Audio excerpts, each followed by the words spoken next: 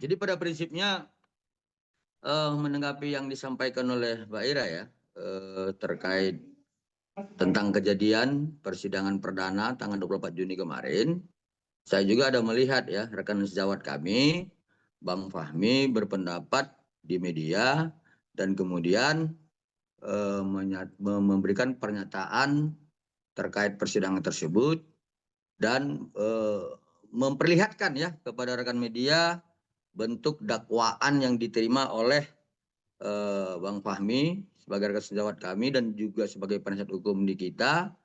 Tetapi dalam hal ini kami dari penasihat hukum dari Dr. Reza Gladys kan belum mendapatkan ya, dakwaan lengkap.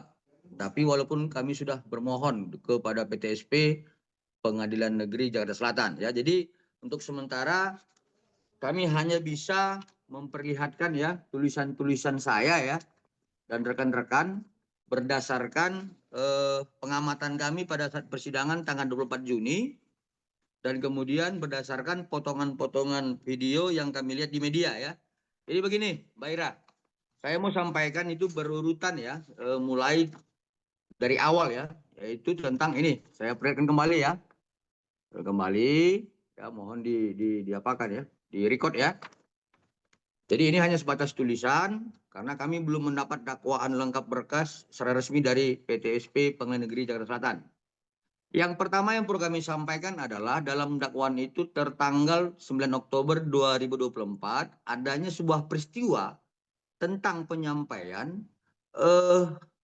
kepada klien kami Dr. Reza Gladys terkait review-review ya doktif tentang serum vitamin C booster ya milik Reza yang memperbandingkan produk klien kami dengan serum Hanasui milik orang lain dan kemudian doktif mempermasalahkan soal overprice ya masalah yang terlalu mahal gitu loh. Ini kan hal yang tidak sebenarnya perlu disampaikan gitu ya, mempersoalkan masalah overprice. Kemudian tanggal 11 Oktober 2024 adanya peristiwa tentang review doktif yang tentang soal produk facial wash ya. Ini mohon maaf saya nggak paham nih skincare. Kemudian mengajak masyarakat agar tidak menggunakan paket anti aging Glavitsia. Ini kan satu pengajakan yang mengarah kepada yang bersifat merugikan klien kami gitu. Yang ketiga tentang peristiwa 14 Oktober 2024 Reza Gladys menerima rekaman live TikTok ya terdakwa Nikita Mirzani di akun TikTok Nikita Huruhara yang menyatakan ya saya tegaskan yang menyatakan gua pernah ketemu Glavitsa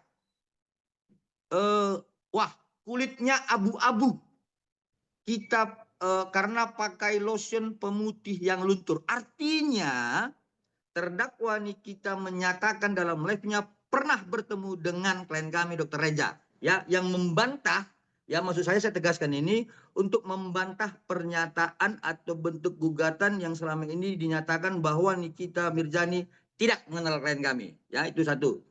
Nah, yang kedua di dalam live itu disebutkan klien tahu nggak kalian pakai bahan-bahan yang lama kalian bisa kena kanker kulit ya menyatakan sebuah fakta bahwa produk klien kami itu berbahaya dan menyatakan kena kanker kulit. Ya ini peristiwa 14 Oktober 2024. Kemudian sejak doktif mereview jelek Glavitsa, Nikita Mirzani melakukan live setiap harinya dengan terus menjelek-jelekkan produk Glavitsa dengan menyatakan flexing, overclaim, muka abu-abu dan mengajak para penonton live agar tidak membeli produk Glavitsa ya.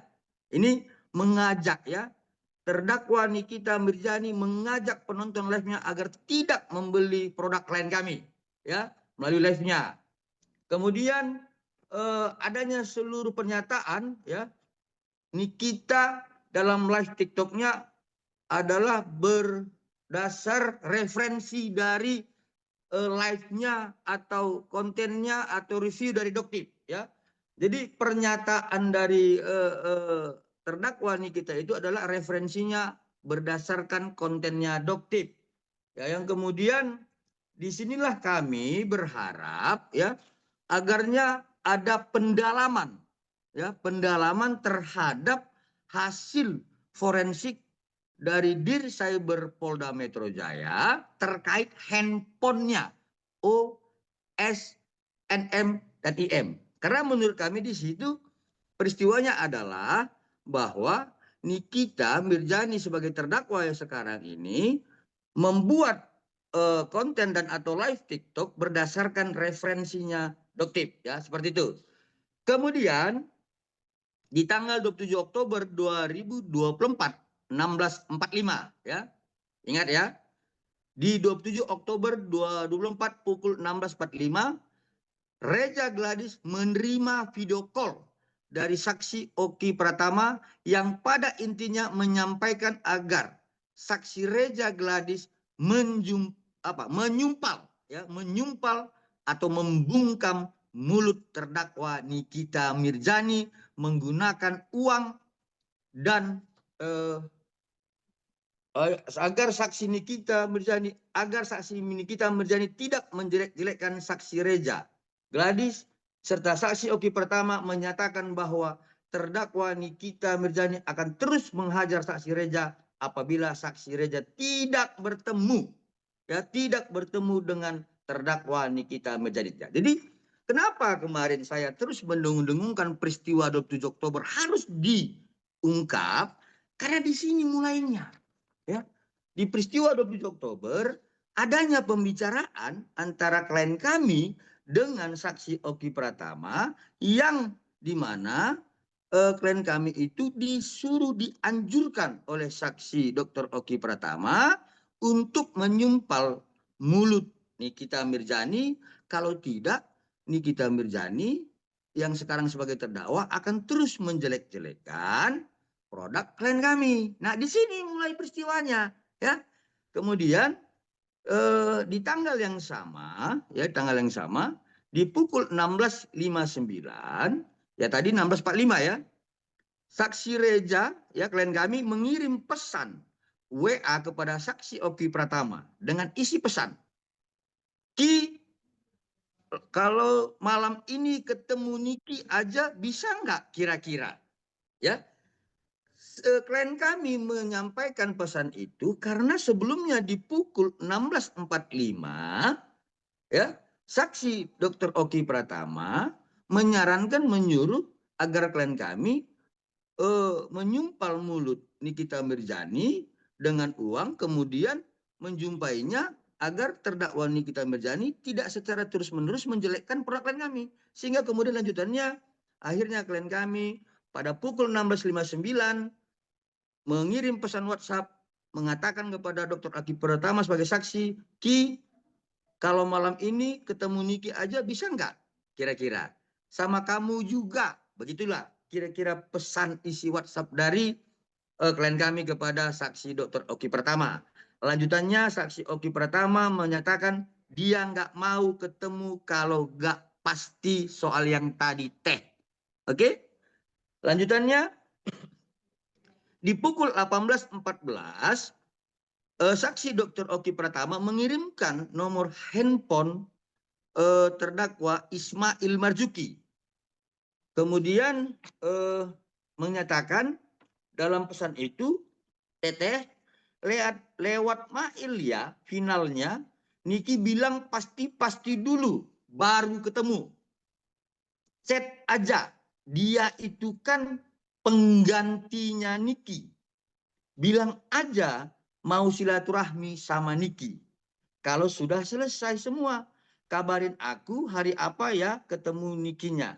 Jangan dadakan juga. Nah, peristiwa 18.14 ini adalah lanjutan dari peristiwa 16.45 sebelumnya.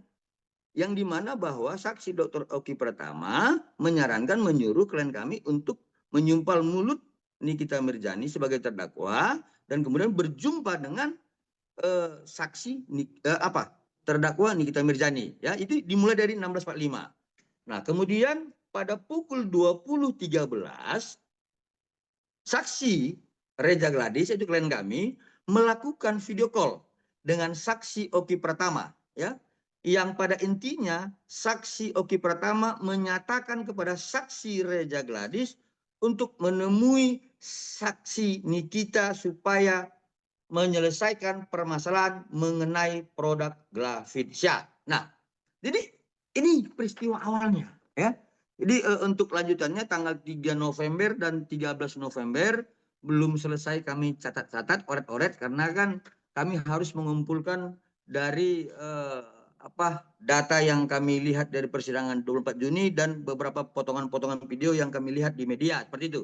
Jadi yang perlu kami tegaskan bahwa yang bisa kami sampaikan pada saat ini hanya peristiwa mulai 9 Oktober 2024 sampai dengan peristiwa 27 Oktober 2024 mulai pukul 16.59, 18.14, 20.13. Yang pada intinya adalah di peristiwa 27 Oktober bahwa klien kami itu tidak ada mau bertemu dengan terdakwa Nikita Mirzani, tetapi disarankan oleh rekan sejawatnya yang kemudian menyatakan bahwa kalau sudah disumpal mulutnya, maka terdakwa Nikita Mirzani tidak akan menjelek-jelekkan atau tidak akan menghajar produk klien kami. Seperti itu peristiwa awalnya.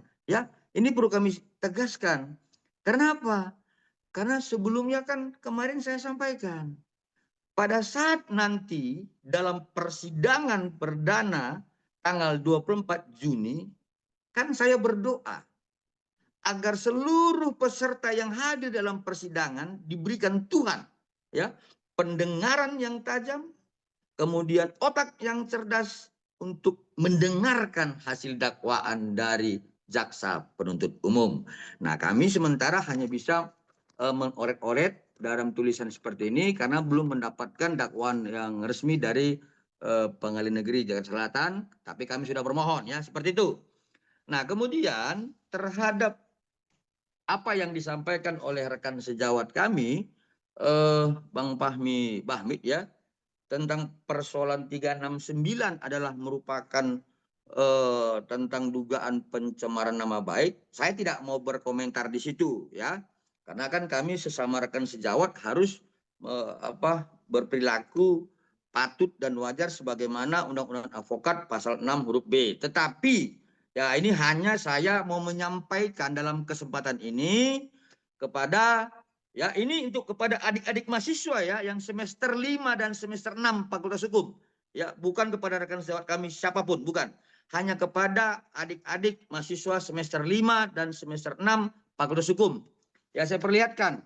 Di ini KUHP dan Koper Data. Ya, saya beli baru karena saya juga takut saya salah gitu loh. Mantu ada perubahan, ya. Ini KUHP dan KUHP dan Koper Data yang baru saya beli.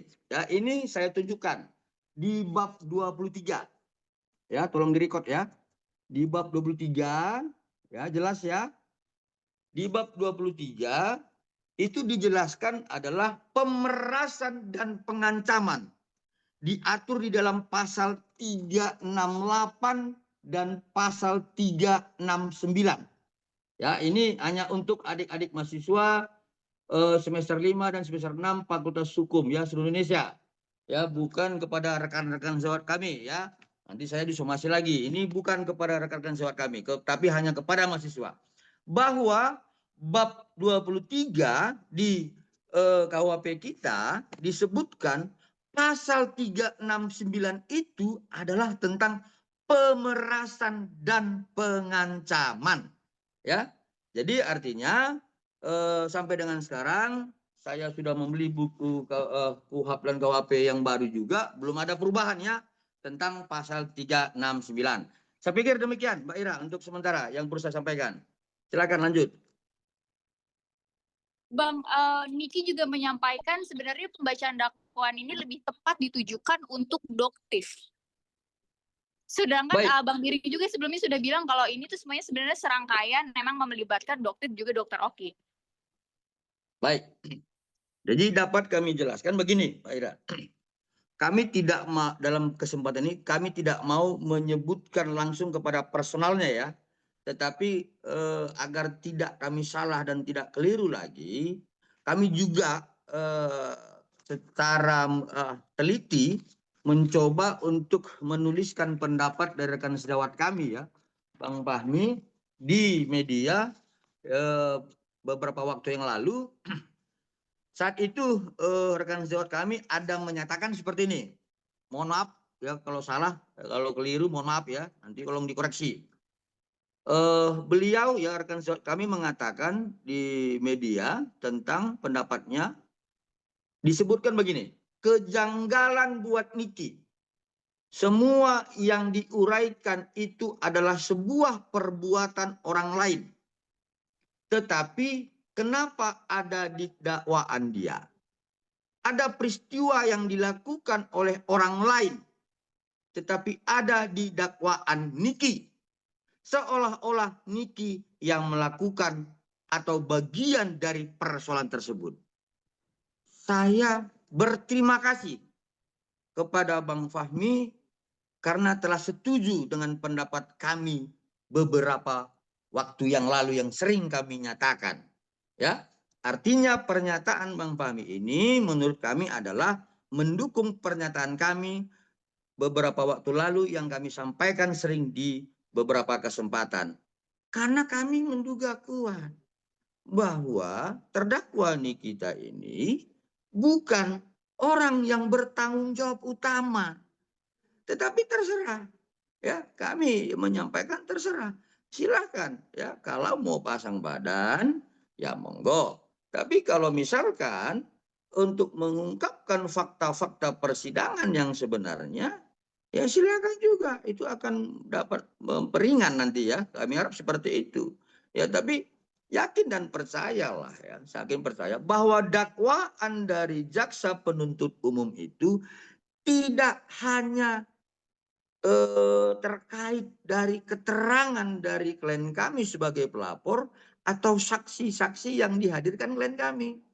Tetapi lebih ya perbuatan-perbuatan yang disampaikan dalam dakwaan tersebut menurut kami itu lebih kepada hasil forensik lab Dir Cyber Polda Metro Jaya berdasarkan hasil ekstraksi keempat handphone orang yang diperiksa ya dengan inisial O, inisial NM, inisial IM dan inisial S ya. Jadi jaksa itu sebagaimana pasal 143 KUHP itu harus cermat. Dia akan mendetail dan tidak boleh mengarang-arang membuat dakwaannya. Dia akan mengadopsi dari pembuktian-pembuktian yang lainnya. Ya salah satunya adalah hasil ekstraksi keempat handphone yang saya sampaikan tadi. Ya saya pikir demikian Mbak Ira ya. Jadi kalau kemudian Bang Fahmi menyatakan bahwa seperti itu, ya berarti Bang Fahmi telah mendukung pernyataan kami selama ini yang menyatakan bahwa NM itu bukan penanggung jawab utama. Dan kami mengucapkan terima kasih kepada Bang Fahmi telah melihat dengan secara terang benderang. Demikian Mbak Ira. Bang, soal perihal apa ya, pihak ini kita kan menuntut Reja Gladys untuk mohon maaf ya Bang. Itu gimana Bang terkait hal tersebut? Sama ini kita juga menyurati atau membuat surat terbuka atau minta atensi Presiden Prabowo. Baik. Jadi terhadap itu kami juga mendengar ini dari pernyataan dari rekan sejawat kami dari penasihat hukum terdakwa, karena penasihat hukum terdakwa menyatakan bahwa tentang dakwaan yang disampaikan jaksa itu adalah bukan tentang pemerasan, tetapi tentang pencemaran nama baik, seperti itu ya.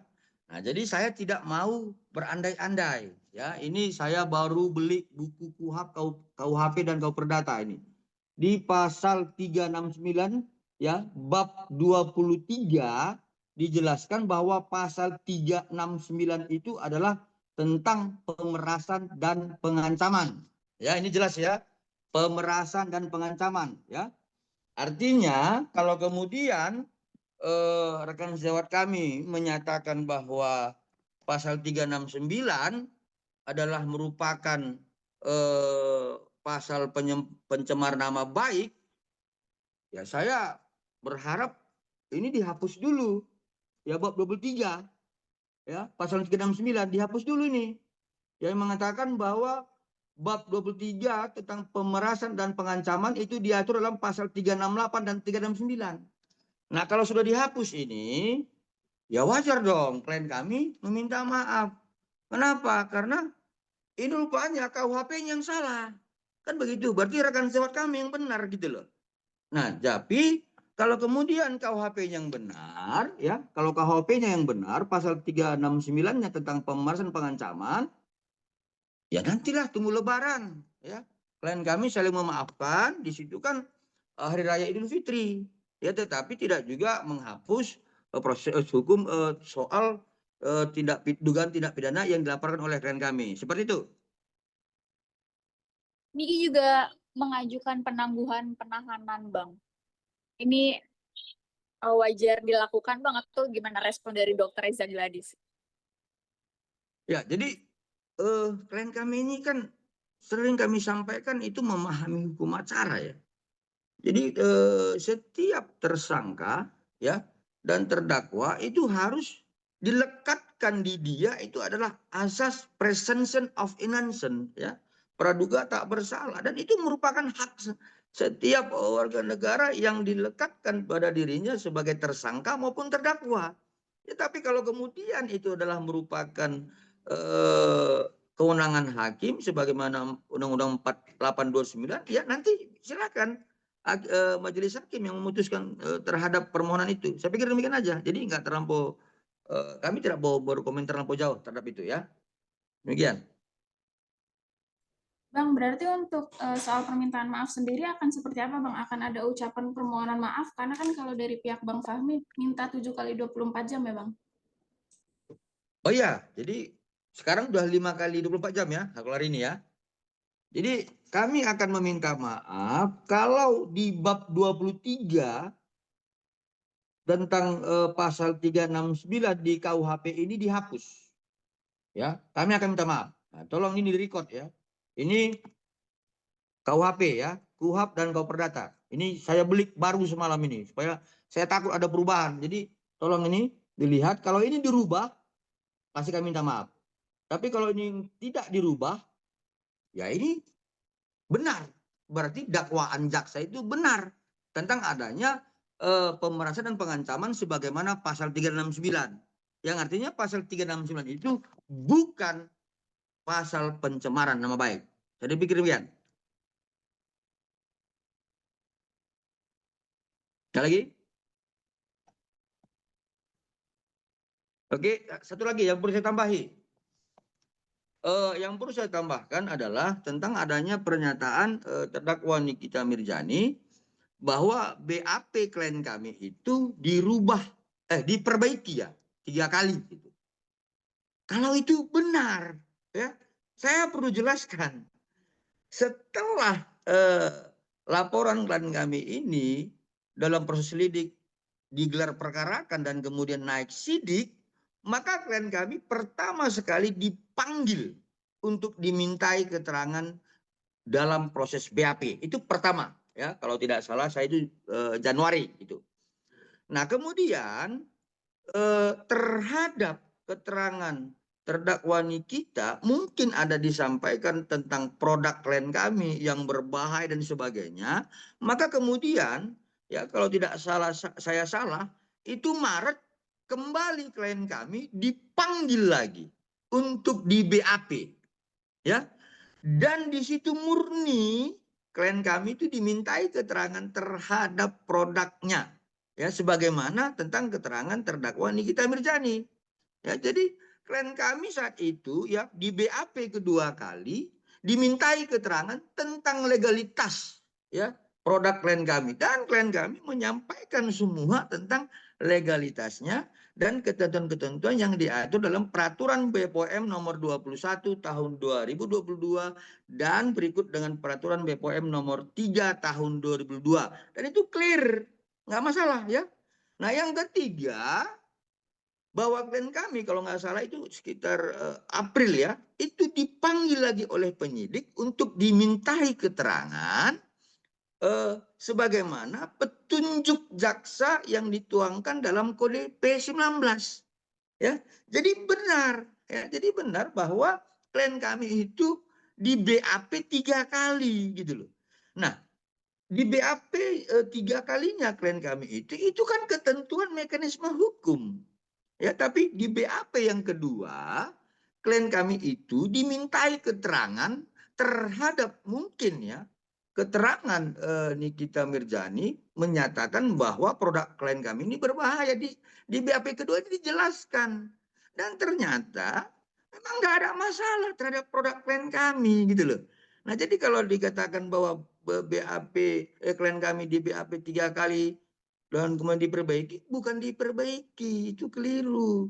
Tetapi memang penyidik terus memanggil klien kami untuk dimintai 3 kali BAP berdasarkan ketentuan hukum. Pertama berdasarkan BAP karena setelah naik sidik, kedua di BAP kembali terkait tentang produknya karena mungkin ada keterangan dari terdakwa Nikita Mirzani, ketiga terkait tentang pemanggilan untuk diminta keterangan dengan kode P19 dari jaksa penuntut umum. Ya, seperti itu ya. Oke, yang lain? Bang, Bang. satu lagi Bang, maaf tadi sempat error juga, sempat error Zoom-nya. Tadi kan dakwaan ini sebenarnya ditujukan untuk Doktif Bang, tapi kenapa Nikita Mirzani yang sama Ismail yang ditahan dan menjalani persidangan? Berarti secara tidak langsung juga Abang setuju dengan statementnya Fahmi juga dong Bang? Baik, jadi begini, dalam beberapa kesempatan sebelum ini dilimpahkan dalam persidangan tanggal 24 Juni, kami kan sudah sering menyatakan bahwa adanya beberapa peristiwa yang dihilangkan, ya menurut kami yang dihilangkan dalam proses penyidikan, sehingga kemudian adanya penetapan tersangka. Sehingga kemudian kami kan ingin agar ini semua dibuka melalui gelar perkara khusus. Dan kalau kemudian Bang Fahmi kemarin rekan sejawat kami menyatakan, ya saya ulangi ya, saya juga harus hati-hati sekarang. Setiap pernyataan beliau itu kan saya catat juga gitu. Beliau menyatakan begini, kejanggalan buat Niki sesuai yang diuraikan itu adalah sebuah perbuatan orang lain. Tetapi kenapa ada di dakwaan dia? Ada peristiwa yang dilakukan oleh orang lain tapi ada di dakwaan Niki.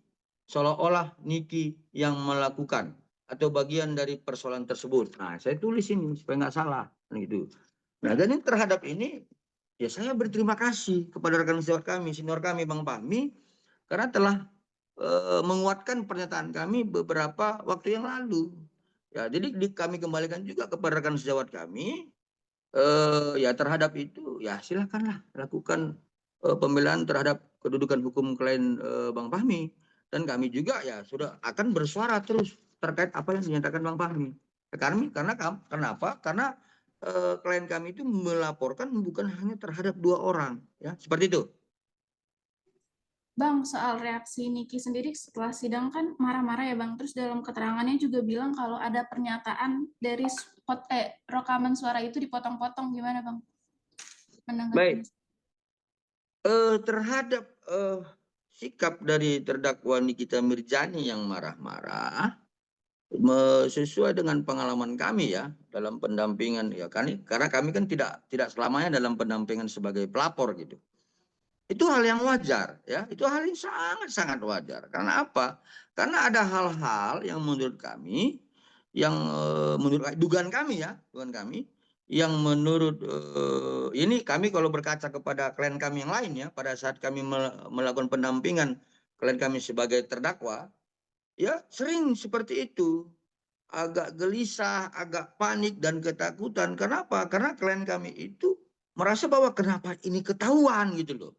Nah, itu biasa. Jadi klien kami juga biasa ya mengalami seperti itu ya pada saat kami melakukan pendampingan klien kami sebagai terdakwa. Ya ini di Medan loh, di Medan ya, bukan di Jakarta. Seperti itu. Itu hal yang wajar ya, hal yang wajar. Jadi saya pikir tidak perlu dilebihkan seperti itu.